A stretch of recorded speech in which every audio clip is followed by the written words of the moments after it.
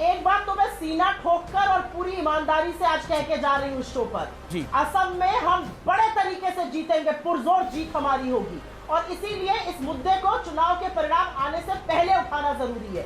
अच्छी तरह सुनिए, धमाका है ये, क्योंकि उसके बाद उठाओ तो लोग कहते हैं अरे लूजर है इसलिए बोल रहे हैं। हम आज मैं कह के जा रही हूँ हम बड़े पुरजोर तरीके से चुनाव जीतेंगे और इसलिए हम इस मुद्दे को उठा रहे हैं कि ये बखिया उधेड़नी, पर्दा उठना विश्वसनीयता पर जरूरी है। बड़ी बात जो साख पर सवाल उठा है चुनाव आयोग की, उस पर पर्दा उठना जरूरी है। मैं ये कह के जा रही हूँ और मैं वो फालतू जबानी जमा खर्च नहीं करती हूँ कि सर मुराद वो के शो पर बैठ जाऊँ जो ये प्रवक्ता कर चुके हैं। मैं आज सर ऊंचा करके कह के जा रही हूँ चुनाव हम जीतेंगे, लेकिन उसके बाद भी जो काम बीजेपी कर रही है वो लोकतंत्र के खिलाफ है और इसलिए इस पर सवाल उठाना जरूरी है। लोकतंत्र की साख पर जिस दिन सवाल उठ जाएगा उस दिन हमारा और आपका किसी का यहाँ पर बैठने का कोई मतलब नहीं रहेगा।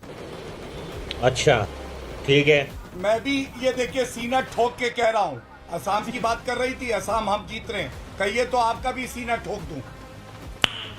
नाइस।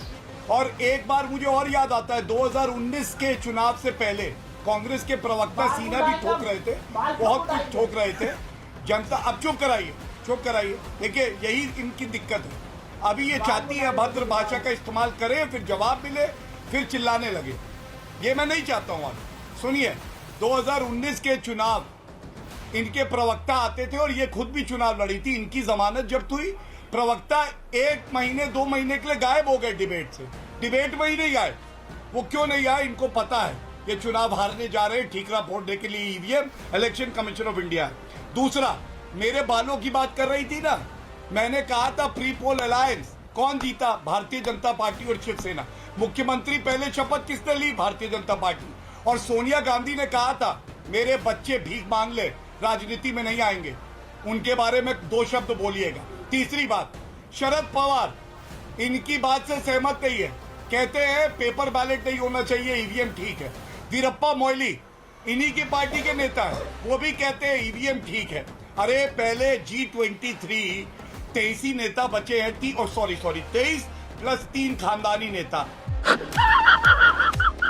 उन 26 नेता बचे हैं। आपस में एक मत तो बना लीजिए, उसके बाद आके बोलिएगा। हुआ जाएंगे पश्चिम बंगाल, स्टार प्रचारक के बारे में बोलेंगी? दाढ़ी वाले बाबा नहीं बोलेंगे। दाढ़ी वाले बाबा जी जाएंगे कहीं? दाढ़ी वाले बाबा जी, हाँ, दाढ़ी जो है संत समाज के लोग भी रखते हैं, अपमान करेंगे। कुछ लोगों की दाढ़ी तो बहुत पसंद है, कुछ लोगों की दाढ़ी तो राहुल कहते हैं मुस्लिम पार्टी है। नहीं, कुछ लोगों की दाढ़ी बड़ी अच्छी लगती है। हमारा संत समाज अगर दाढ़ी रख लेता है तो बड़ी दिक्कत होती है। अरे मैडम, आपकी दाढ़ी थोड़ी ना बार बार हाथ में दिखा रही है। मैं पूछ रहा हूँ, कुछ लोगों की दाढ़ी से प्यार है और कुछ लोगों की दाढ़ी बड़ी लगती है। अरे देश को तो नहीं, बतलाई तो आप हो। मैंने पूछा आपसे, बच्चे भीख मांग लेंगे लेकिन राजनीति में नहीं आएंगे। किसने कहा था? किसने? भोपू इटली में बचता है।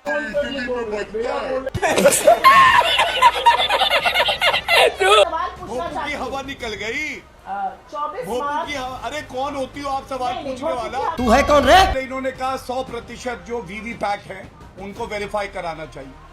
देखिए यही होता है अमीर जी, जब आप संविधान की, सर्वोच्च न्यायालय की कदर नहीं करते, सम्मान नहीं करते। सर्वोच्च न्यायालय का जजमेंट आया था 2019 की काउंटिंग से 2 दिन पहले कांग्रेस पार्टी ने एक पिटीशन लगा दी थी, उसमें सारी गाइडलाइंस जो है वो डाली गई। 2 साल का समय मिला। अगर आप कहीं भी समझते बदलाव आना चाहिए तो जाते, कोर्ट नहीं गए। सर्वोच्च न्यायालय से ऊपर भारतीय जनता पार्टी, और मैं तो नहीं हूं, कांग्रेस पार्टी ये मानती होगी। दूसरी बात, पेपर बैलेट के समर्थन कर रहे हैं। देश को आप 25 साल पीछे ले जाना चाहते हैं। बूथ कैप्चरिंग कैसे हुई मैंने उदाहरण दिया। पश्चिम बंगाल में पंचायती चुनाव में बैलेट बॉक्सेस तालाब में मिले। बात तो सही है। 33% सीटें ऐसी थी जो अनअपोज्ड टीएमसी के गुंडे जीते। ये यही चाहते हैं। तीसरी बात, मेरे प्रश्न का उत्तर क्यों नहीं दिया? पश्चिम बंगाल में अभी तक आपके स्टार प्रचारक, 3 स्टार प्रचारक 4 में सबसे ऊपर लिखे हैं इन्होंने। पहला, सोनिया गांधी गई, राहुल गांधी गए, प्रियंका वाड्रा गई, मनमोहन सिंह जी भी शायद नहीं गए। तो भैया स्टार प्रचारक किस लिए हैं? इटली के चुनाव के लिए हैं। और मैं एक बात बिल्कुल स्पष्ट कर दूं, अगर अधिकारी की गलती है या किसी और व्यक्ति की गलती है, ये इलेक्शन कमीशन ऑफ इंडिया जांच भी करवा सकता है, मुकदमा भी दर्ज हो जाना चाहिए और उसके बाद कार्रवाई भी होनी चाहिए। लेकिन ये आदत ठीक नहीं कि चुनाव जीते तो कहे वाह वाह ये कांग्रेस की जीत है राहुल गांधी के नेतृत्व में, और चुनाव हार जाए तो कहे ईवीएम हैक हो गई, इलेक्शन कमीशन बुरा है। ये दोगला चरित्र जो है इसको उजागर करने की आवश्यकता है।